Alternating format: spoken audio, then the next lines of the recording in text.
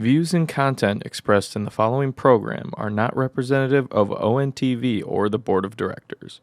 ONTV and its Board of Directors do not endorse the views, thoughts, or content of the following program.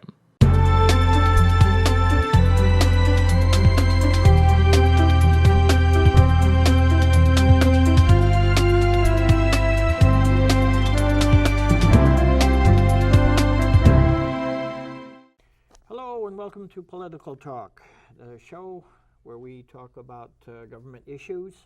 No teleprompters, no idiot boards, no cue cards, just ad-lib conversation. But something I'd like to bring up for this show and take it a little different direction is our students have graduated high school, and I've had 4 come out of Lake Orion schools, which I'm very proud of, and couldn't have been a better school. I've had 2 come out of there. Class education all the way. I mean, they learned all the things that they needed to come out of there. And I was looking in the local paper, the Orion Review, and I saw an article by Don Rush. And it was, well thought out and on target. And that is that with kids coming out, they're coming into a world that I don't know if they really understand it because it's changing so fast.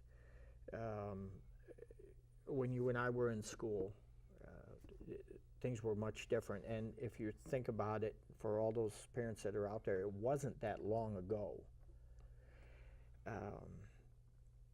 Some of the things that he brought out, there was one saying that I heard many, many times is, if I knew then what I know now, how much better off I would be. Well, I'll give you some advice to the students. Listen to older people.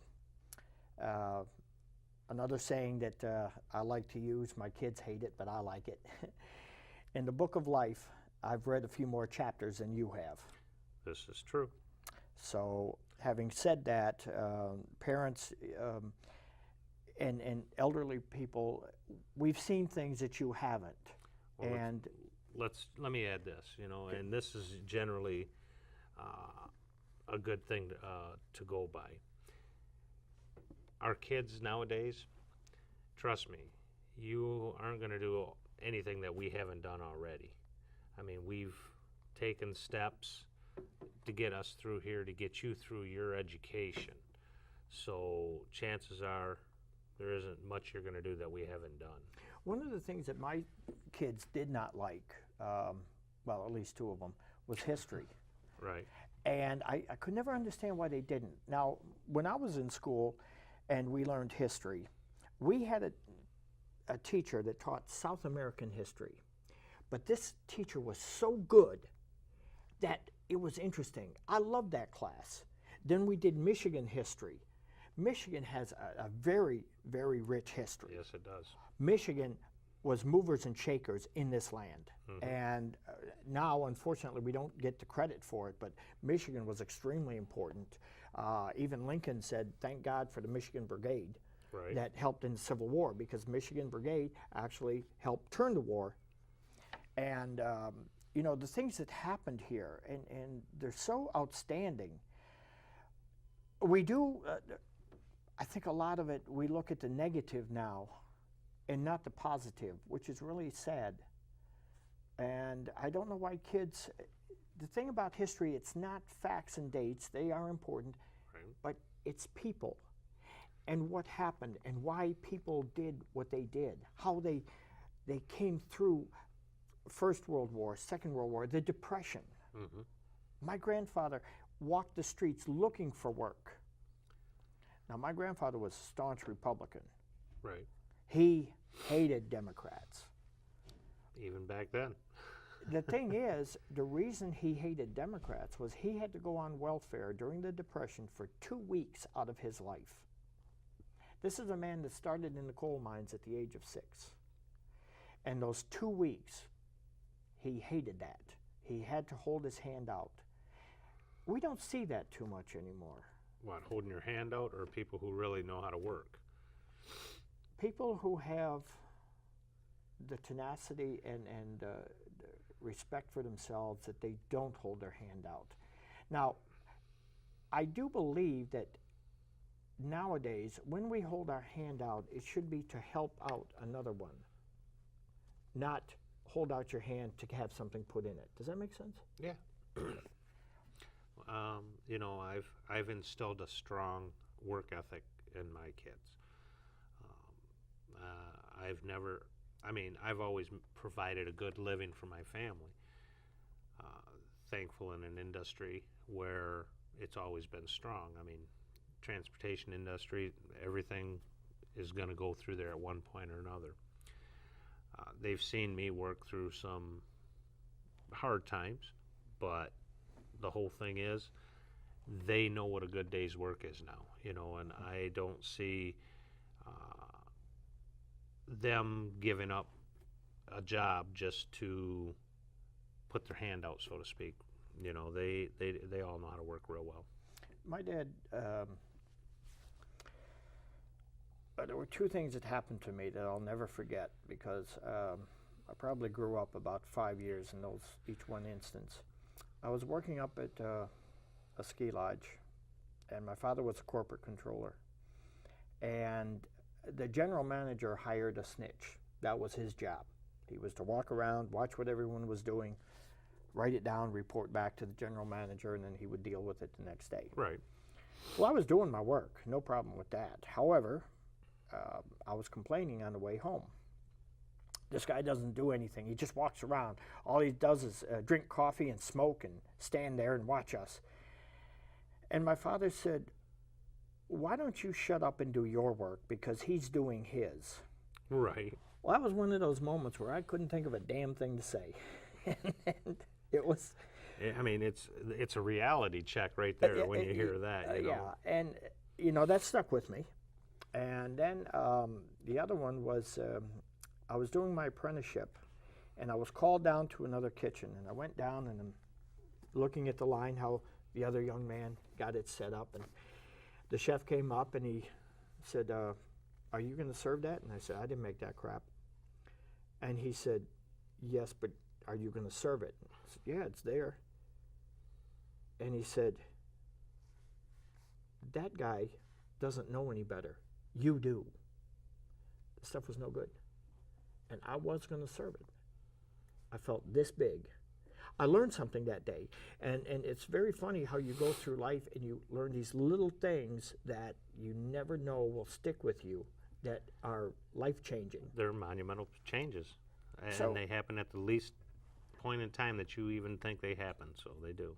If I was telling a friend of mine this weekend, I made the comment that, because they were talking about their Father's Day and everything, and I said, "Well, you know, if my father were alive, I would tell him, yeah, you was right."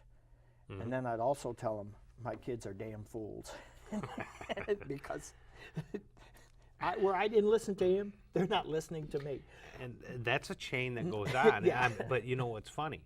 Because like you mentioned right there, you know, my father, and of course I had a stepfather, but the whole thing is, I look back, and I have to look back and say, you know, they were right. Mhm. You know, and it's just amazing how much that I rebelled against, but yet now I have 7 kids of my own, and I see their rebellious attitudes and stuff like that. But then I always tell them, you know, at some point in life, maybe after I'm gone, you're going to remember this conversation. It might not be until you're my age now, but then all of a sudden it's going to hit you, Mm-hmm. and you're going to say, you know, that old man was right. So Well, one of the things that my kids could never understand, and I have 4 boys, and maybe it's a man thing, I don't know. You will always be my little boy. oh yeah, I saw you from birth. I watched you grow. I helped you grow. I tried to guide you. And the transition to go from father to a child that's 18, I really don't believe that a child, and then that's including myself, was an adult at 18. However, on paper it says so. Doesn't make it so. But the thing was, that transition is very difficult. The empty nest syndrome was torture to me. I mean, I always had a child at home, and I was always looking forward to the last one. I It was wasn't. like, it's mom and dad's time now. I You know, wasn't. I always look forward to it. So, I mean, it's different. The thing is with Don Rush's column, and I encourage people to read it, he goes into, it says, welcome to being an adult. And as I say, he hits a lot of points, and I would encourage everyone to read that article. I've never met Don Rush, but you know, when you read an article that really arrests your thinking, and this is one of them. But you know, one thing we've never talked about is on the show we've complained and done more than that, but we've never talked about ourselves. I mean, you know, how about we tell the people what we do and where we come from and why we spout off the way we do. Well, I've been in the transportation industry for nearly 35 years. I'm currently a fleet manager. I've driven truck all across this great country of ours. I've been to 49 out of the 50 states. I have not been able to figure out how to get the truck over to Hawaii, so that's one state I haven't been to. Well, when you figure that one out, I want to know. I don't fly, so I'm not going there. The whole thing is, you know, where I get my opinions from, and I pay attention to things that deal with transportation in the state of Michigan. You know, and I've said over and over, the gas tax is my pet peeve, but that all touches my industry. So that's what I've been doing all these years. You know, it's provided a good living for me, and like I said, I've raised 7 kids, so I have nothing to be ashamed of as being a truck driver for most of those years. No, it's a respectable position, actually an important one, because a lot of the jobs that our graduates will get are unseen. Mm-hmm. You see politicians, you see rock stars, you see TV stars, you see sports stars, but you don't see the people that actually make life work. And it's really very sad. There's one that used to get a great deal of attention and pride, was teaching. Mm-hmm. But now we hear the negative side of teaching, and I disagree with that, because I'm going to tell you, the teachers that I had in my life, they had an extreme impact on me. And what's amazing about it is you remember those things. Oh, yeah. And these were people that were so important, because for all the people that you've met in your life, if you had to list a lot of them, maybe 50, you probably couldn't remember 50 people that had such an impact. No, you're probably right on that. You know, and I would say not just teachers in my life. I would say mentors as well. Mm-hmm. In a sense, they're still a teacher, but of a different sort. You know, I actually believe I'm the only truck driver that's ever been in my family. You know, they've all gone. I've got teachers in there. I've got business people in there. You know, all different branches, making a living of all different levels. Well, I'll tell you, when I was in school, you know, my brother, oldest brother, he's a lawyer now, and he's very smart, which is fine, and he was valedictorian. And my second oldest brother, he was extremely smart. So we were in a small town, so basically we had the same teachers, and it was really funny, because when I got in there and they said, "Oh, David Lewis," and I said, "Yes," and they said, "Oh, I had your 2 brothers in there, and they were so smart. I can't wait to be teaching you." And I'm thinking, oh man, am I going to bring the average down a bit?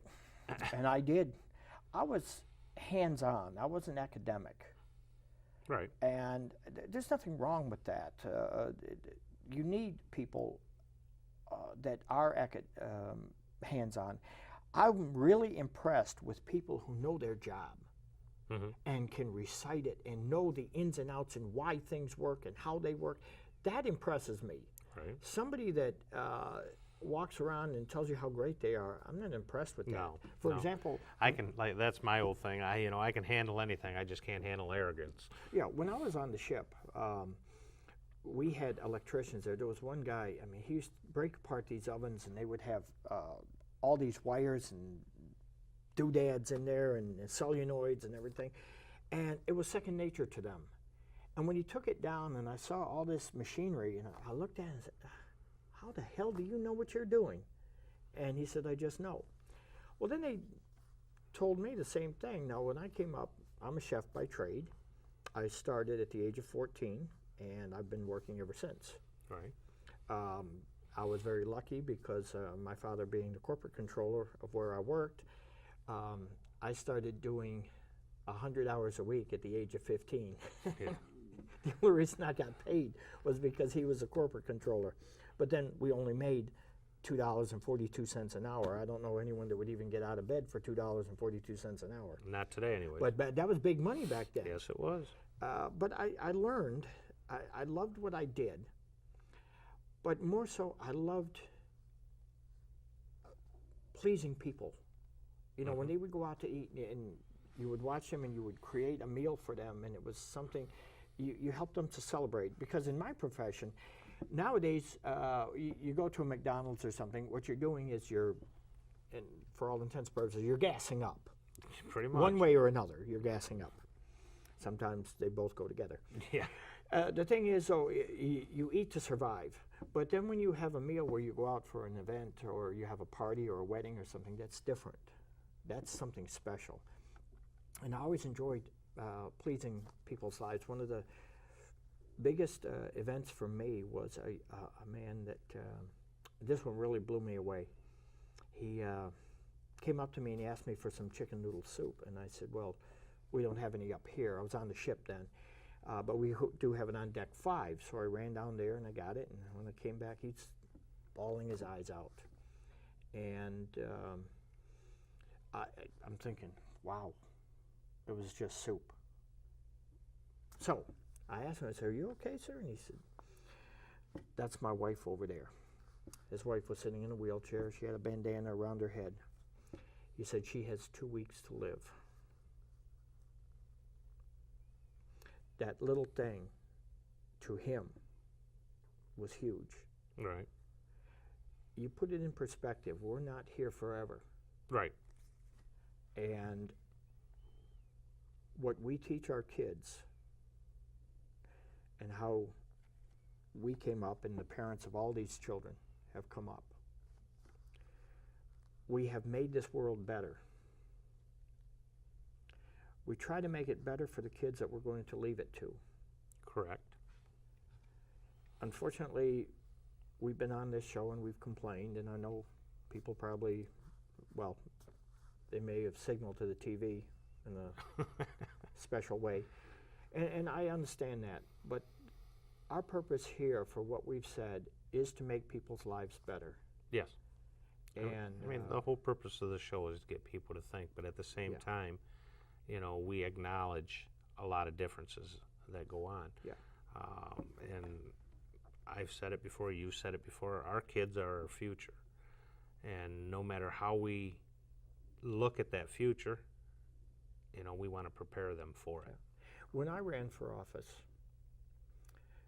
you know, people usually have an ulterior motive. I had no ulterior motive. I just want people's lives to be better.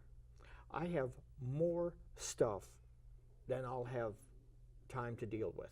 Right. I have a beautiful family. I got a reasonably nice home. It's not great, it's not bad. Right. It's home. But something that I learned, and I hope you kids, and even your parents, something I learned a long time ago was one of my chefs told me, because I was complaining, which, you know, is a national pastime, so I was good at it. But he said, David, why don't you take 2 steps back and look at your life, and you'll see it's not so bad. And once I started doing that, you know, as crazy as it sounded, he was right. Mm-hmm. And I think if our kids could take 2 steps back from time to time, look at what you have, your life isn't so bad. But then you can put in perspective how much you can make it better without, well, I want it because they have it. No, you do it for a purpose. I don't want it just because somebody else has it. I want to I want to, like my son Matthew. Matthew wanted to be a vet. Why he wanted to be a vet, I have no idea. He had a love for animals. He also had a love for music. How he would sit there and play in the band, I had no idea, because I mean, I could play the radio, but that was about it. That was the only instrument I knew about. And but he was good at it. And the thing is, we don't instill that in our kids. They want the latest phone, the newest TV, the latest car. And, you know, there's more to life than that. Well, hopefully, you know, they'll, as they get older, they'll understand this. I mean, life is getting more expensive no matter how you look at it. You know, people, I've seen this with my kids, and you've seen it with yours. Like you said, they want the newest phones and all that. But when we've had to provide the phone, I provided one of the cheaper phones. If they wanted a more expensive phone, they had to buy it. That's how they learn to work for what they want. And that's one thing I strongly believe in. If you earn what you want, you have a sense of value from it, and then you have a sense of pride that goes along with it. To the parents of these kids, I got the opportunity 4 times in my life to watch my kids graduate, walk up that stage. Yep. It's worth all of it. Yes, it is. All the hell that you go through, all the complaining, all the buying this, buying that. You know something? It was all worth it. I wouldn't change anything on mine. Yeah, it lasts but a minute. But like I used to tell people on the ship, they would come on and I would say, look, I'm going to ask one thing of you as a passenger. Whatever you need, I'm at your beck and call. I just want you to have the greatest time that you can ever have, because when all is said and done, all you're going to take with you is memories. You can have all the money in the world, and it's not going to mean a damn thing, because you can put a flat screen TV in your coffin. It's not going to mean anything. We're all going to end up in the same place, but the memories, those, they never go away. And, you know, we need to take time, take 2 steps back, look at our lives, look at who's in our lives, extend a hand, and enjoy life. I agree with you on that. And regardless of Democrat, Republican, that has nothing to do with it. This is just plain people. Yes, and I wish we could get them to think of that. So this show was a little different. We wanted you to kind of get to know us. So hopefully we didn't tell you much, but the thing is, we come from where you are. And parents, congratulations. Kids, congratulations. And we wish you nothing but the best. And that's 100% truth. I want them all to be part of our communities and enjoy life. And I can't wait till you have your own kids, because it's a joy. So, thank you, sir. Thank you. Have a nice night, and thank you for tuning in. Next week, we'll be back to our rambunctious selves, but we're not sure what we'll be talking about. So please tune in. Thank you.